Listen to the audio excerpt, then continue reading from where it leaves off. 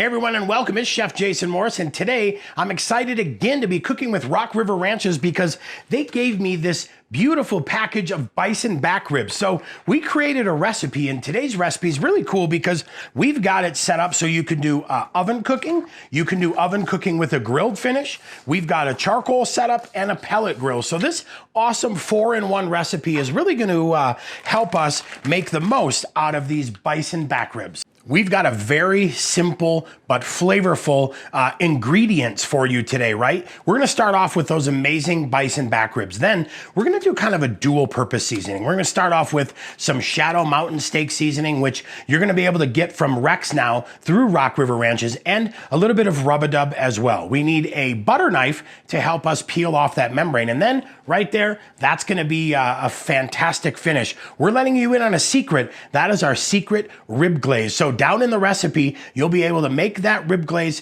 and really produce some epic bison back ribs.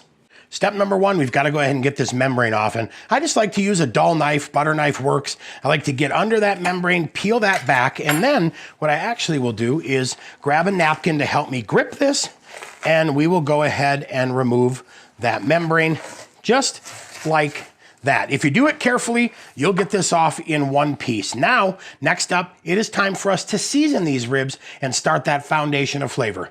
Well, like I said, we're gonna do that 50-50 combo today. We're gonna use the new Shadow Mountain rub, get that in there, and I'm gonna go ahead and just as heavy or as light as you like. That's what we always say. I'm gonna get that rubbed onto the backside of these ribs, or what we call the bone side, right? We'll get that all situated and ready to go. Let that soak for just a minute, and then we'll hit it with a little bit of rub-a-dub to kind of accompany that wonderful flavor. Now what I like to do, let this sit for a couple minutes, and then we'll flip it, season the next side. Okay, we flip the ribs over. Now it is time to season the top side. I always call this bone side up. So this is more of that meat side. But again, as light or as heavy as you like, and we'll get a nice little coating of that on there.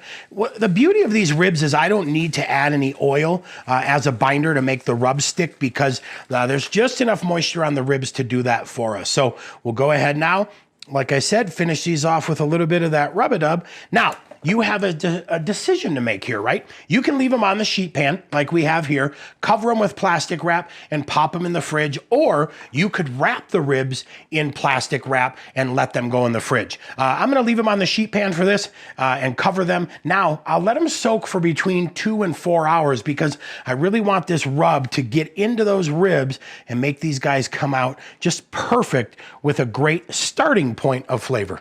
We'll go ahead now and get this set for 400 degrees. And as it starts to warm up, we want to be sure to let it warm up completely because we want that top broiler to be nice and hot to give these guys that first 15 minutes of sear to really add some great flavor to the ribs.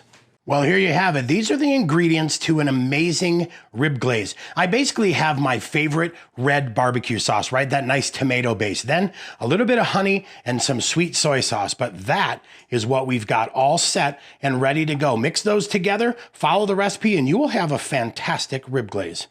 All right, our oven is preheated to 400 degrees. It is time to slide these in on the top rack. We're gonna leave these alone now for 15 minutes to let them get that initial sear and caramelization. Then we'll turn it down and continue the cook. Okay, we took the ribs out. We've got them here on our cutting board. We're gonna add 1 cup of beef stock, and that's gonna help add some moisture to this pan. And I'll just pour it around the edge like so and get that set. Now, next step is gonna be, we're gonna cover these guys up with foil, get them sealed off nice and tight, and then it's back in the oven for about 2 to 2.5 hours at 225 degrees. We're gonna get them all finished off, and the next time we see you, we're gonna be taking them out of the oven and getting ready to finish these guys off on the grill. Well, we went ahead and set our grill at 450 degrees, and now I'm going to go ahead and finish glazing off the ribs. Now, I'll glaze these maybe once or twice at 5-minute intervals, and then close the lid in between each glaze to make sure that everything comes out wonderful, and we are left with some absolutely fantastic eating ribs.